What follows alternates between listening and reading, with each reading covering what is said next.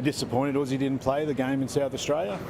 That's the decision he's made, and he's communicated some reasons for that out in the public. He declined the invitation to play for Queensland. Our medical staff all the way through said he's been available for selection, and that's my understanding from the Cricket Australia medical staff as well. So no hamstring issue as far as we're concerned. I think there's just disappointment that you didn't play a game for Queensland when he had an opportunity to, and that's on him. I've got a bunch of blokes here that all want to play. I love you guys, but I didn't really want to be here. There's obviously a lot of stuff floating over the last week. I was just trying to keep my head down. Obviously not trying to fuel the fire in any way, which was hard because I really wanted to bite last week. There's a lot of misinformation being thrown around. So just from me, I'm going to speak about this once and today and once only. And then once we have, I'm back into Shield mode, Shield final. It's one of the greatest achievements you can have as a cricketer. I'm looking forward to it. But once I speak about it today, it's squash for me. I won't talk about it again. But from my point of view, I just wanted to make sure that I get all the facts out there so everyone can know my side of the story. And then whatever you write, whatever you do, it's all up to you. What is your side? What are the facts that you sort of see them? All right, well, that's a good question. With the injury in particular. Well, hold with me for a little bit. This might take me a few minutes to explain, so just hold with me. I think initially at the start, I guess for me the most disappointing thing was I try to keep this as in-house as possible, behind the scenes. It's obviously not anymore. Dawes came out the other day and said a few inflammatory things, which was really disappointing to me as a player.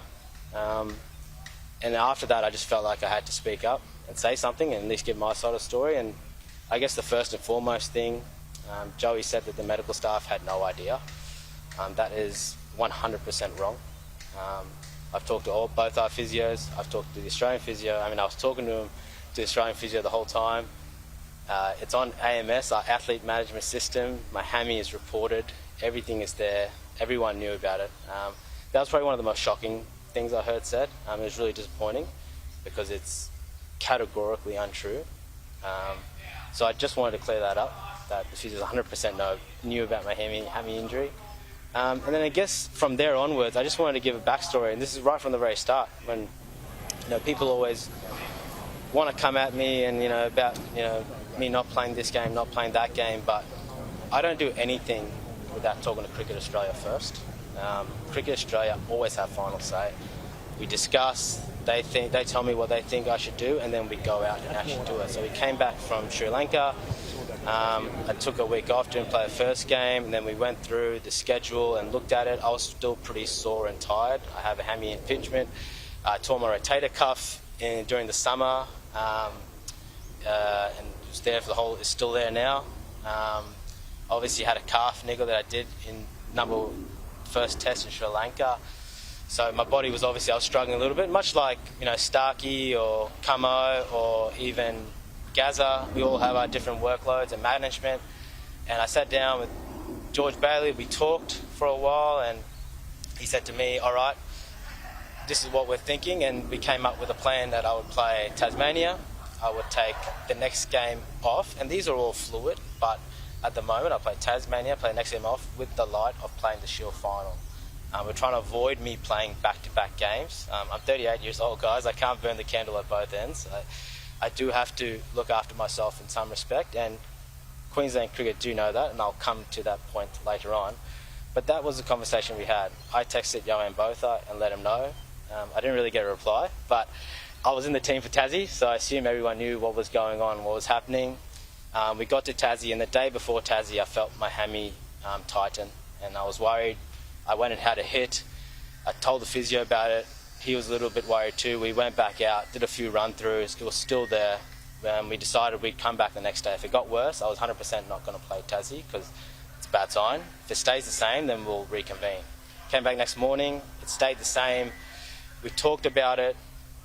I specifically said to him, look, it's a do-or-die game. I think I can play, but I'm going to have to run at 70%, 60%. I cannot sprint. If I do, I'm a chance of blowing this apart. I've had I think about 10 hammy injuries in my time, so I'm quite adept to hamstrings now. And he was on the same page. He was like, yep, look after it, do what you need to. And I did. If you look at the footage, I was jogging, I was turning 3s and 2s, which is a little bit embarrassing. but I was doing it for my team. All my teammates that were batting with me at that time, every one of them were asking me, how fast can you run, what can you do? I was like, just look after me, and they did. Thankfully we got through that game, we won that game, gave our chance, obviously to still be in the Sheffield Shield final. That finished. When the game culminated, only 2 people contacted me after the game. One was Nick Jones, the physio of Australia, and the other one was George Bailey. I talked to Nick Jones. He said, I saw you have a hammy strain or an injury, and I saw it on AMS, and I'm just calling up to see how you're going and how's everything in QC. I said, yeah, look, it's all fine. The hammy's, yeah, it's not great. It's feeling like it's going to pop.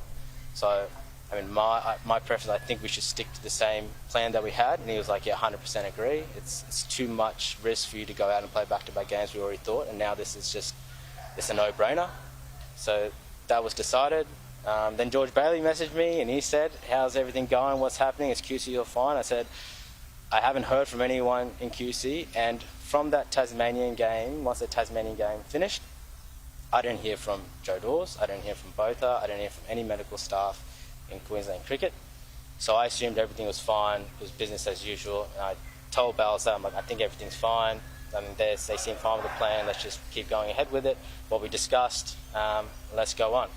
And so we did go on. Bear with me, I'm getting to the end, but I need to give my facts. So we said cool, and I was in discussion with CA the whole time with this, as I have to be. I can't do anything without them. I'm contracted to Cricket Australia. And then a few days later, I started hearing murmurs and reports about me opting out and all this stuff, and I was fuming. I was actually really devastated. I was really disappointed. I actually called up Earl at the time. We discussed, had a real good conversation about how Queensland probably should have put out about either my workload, if they weren't even going to put out my hammy, either about my workload or anything, just to give people a bit of clarity. Obviously it wasn't. People started making up their own minds.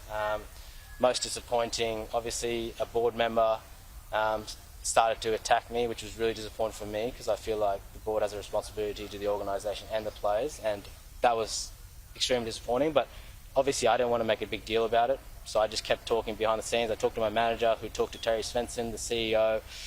My then plan was to just talk to Terry on Sunday and hash it out behind the scenes, so it didn't affect anyone, didn't affect the team at all. Obviously that didn't happen.